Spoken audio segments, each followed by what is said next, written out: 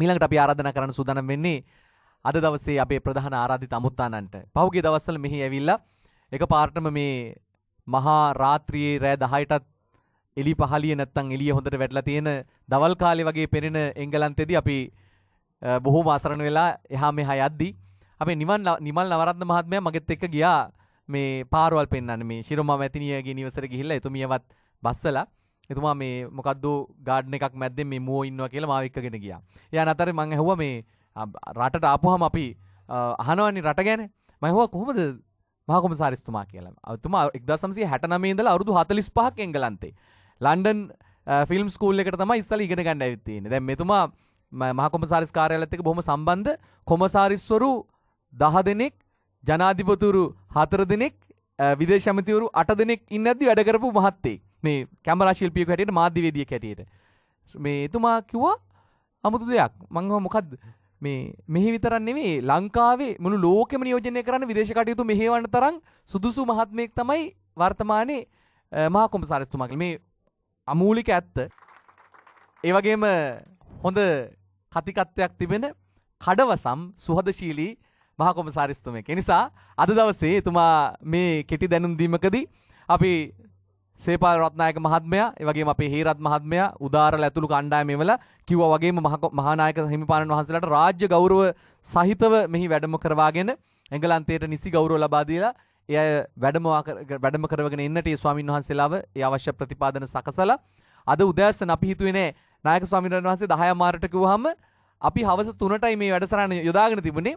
අපි හරි අසරණ වුණා. අනේ 3ට තියෙන වැඩේ අපි මෙතුමාව තියාගන්නේ කොහොමද 3 වෙනකන් අපි එහෙනම් 10 මාරට දාන ඉවර කරලා 11ට 12ට විතර මේ උත්සවෙත් පටන් ගමු කියලා. නමුත් අපි ඒ වෙනකොට පුවත්පත් වලට දැනුම් දීම් කරලා ඊමේල්ස් යවලා ඔබ හැමදෙනාම දැනුවත් වෙලා තිබුණේ 3ට කියලා.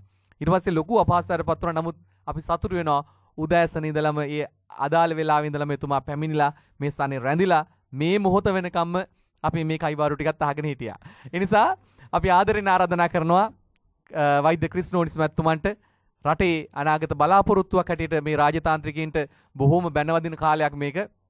අපේ මානව හිමිකම් පිළිබඳව ප්‍රශ්න සහ විදේශයන්හි අපේ අපේ හඬ නිසි පරිදි නියෝජනය වෙන්නේ නැහැයි කියන කාලෙක කටයුතු කරන්න රාජකාරී කරන්න අපහසුම තැනක ඔබතුමා ඉන්නේ. නමුත් අපි රූපවාහිනියෙන් දකින්න ඔබතුමා විවිධාකාර දේවල් රට වෙනුවෙන් ඉදිරිපත් කරනවා, නිර්භයව ඉදිරිපත් වෙනවා. ඒ නිසා අපේ ගෞරවයට ප්‍රසාදයට පාත්‍ර වෙලා තිබුණා. අද ඔබතුමාව සජීවව දැක්කත් ඔබතුමාගේ හැඩය, ඔබතුමාගේ දර්ශනය අපි දැක තිබුණා ලංකාවේ රූපවාහිනිය හරහා. ඒ නිසා අපි ආරාධනා කරනවා ඉතාමත්ම ගෞරවයෙන් වෛද්‍ය ක්‍රිස් නෝනිස් මැතිතුමන්ට, එංගලන්තේ මහා කොමසාරිස්තුමන්ට අපි වමතලා වචන ස්වල්පයක් කතා කරන්න.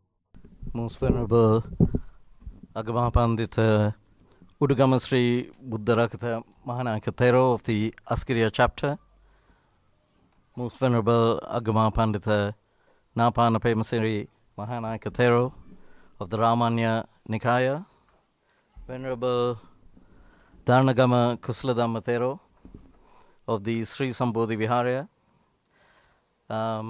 Venerable Mahasangha, ladies and gentlemen, and trustees of the Sri Sambodhi Buddhist Meditation Center, ladies and gentlemen, really it's a great privilege for me to have been asked to say a few words here today. First, let me sincerely thank the Most Venerable Mahanayaka Theros and the Venerable Mahasangha for having taken so much trouble to come all the way here from Sri Lanka for the opening of this Sri Sambodhi Buddhist Meditation Center.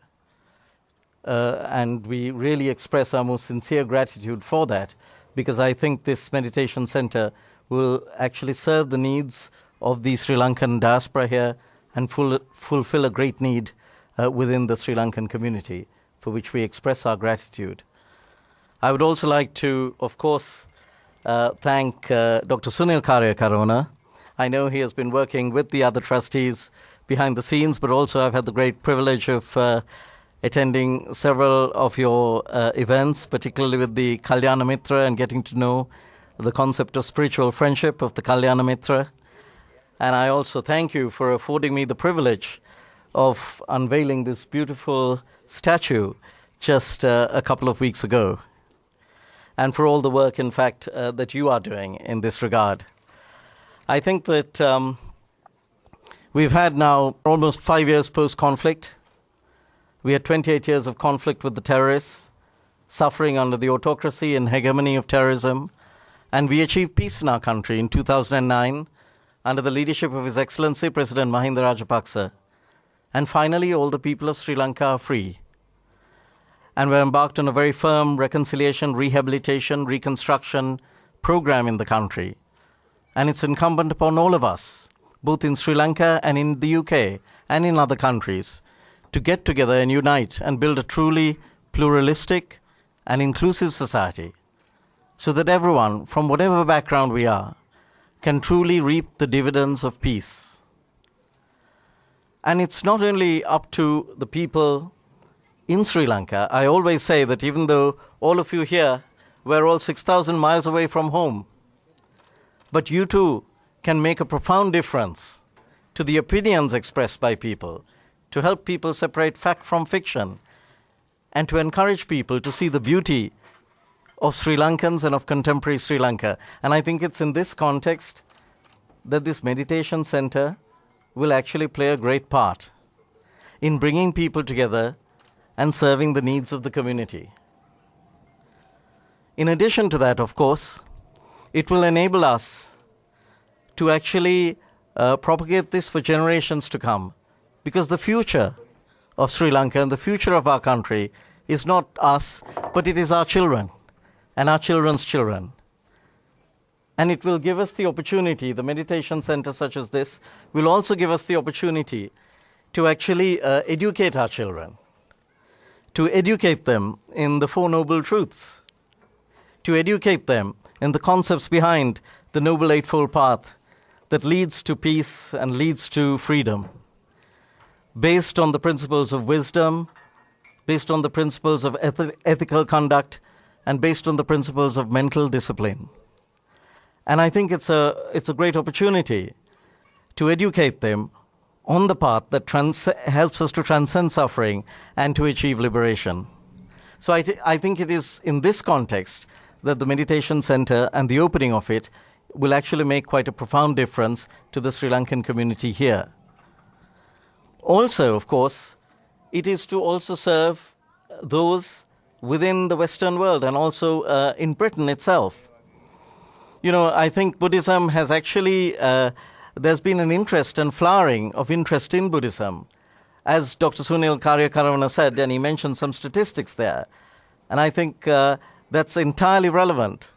Because I think the difficulty sometimes for Sri Lankans when we migrate from Sri Lanka to here and to other countries, we are 6,000 miles away from home, and it is sometimes difficult to strike the balance between how much to integrate with the British community and, of course, to be able at the same time to retain those wonderful values, those cultural values, philosophical values, religious values that we have received over 2,500 years. And it is so important that we are able to strike a balance between the two. And it is in that context, I think, that the opening of a center such as this will make such an important difference. As you quite rightly say, there has been an increased interest. In fact, I read only a few days ago that, and it was in all the papers, that Archbishop Rowan Williams, who was previously the Archbishop of Canterbury, actually talked about the profound impact that Buddhism has had on him. And in fact, he said during his young days, he even thought of becoming a monk.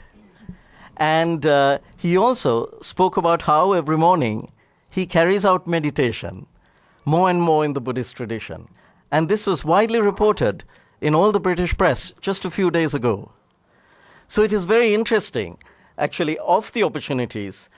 But what it requires, I think, also, is that we all develop an understanding of each other across ethnicities, across religions, and across geographical barriers, and across countries.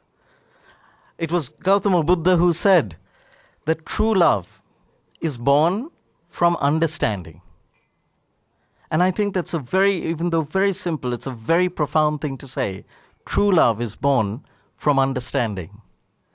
And I think that if we take the trouble to understand each other and also respect each other, even though we may be all very different. We may come from different backgrounds, different religions, different ethnicities. But if we take the trouble to truly understand each other, then we are able to respect each other with our diversity. We will be able to express both respect and love for each other. Because I think that it is when we respect and love each other with our differences, with our diversity, it is then that we give each other dignity. And it is when we give each other dignity that we will ensure a truly sustainable and long-lasting peace, not only in Sri Lanka, but also globally. And I think it is in this spirit that we can move forward. It is in this spirit that I thank the Most Venerable Mahanayaka Theros and the Most Venerable Mahasangha for being here today, for helping to open the Sri Sambodhi Meditation Center. And it is in this spirit that I think we as Sri Lankans can all move forward and all partake in Sri Lanka's renaissance. I thank you. සුති බොහෝ චතුර ලෙස වර්තමානයේ එංගලන්තය තුළ තිබෙන බෞද්ධ ප්‍රබෝධය පිළිබඳව කරුණු ගෙන හැර දක්වමින් අපව දැනුවත් කළ මහකොමසාරිස්තුමන්ට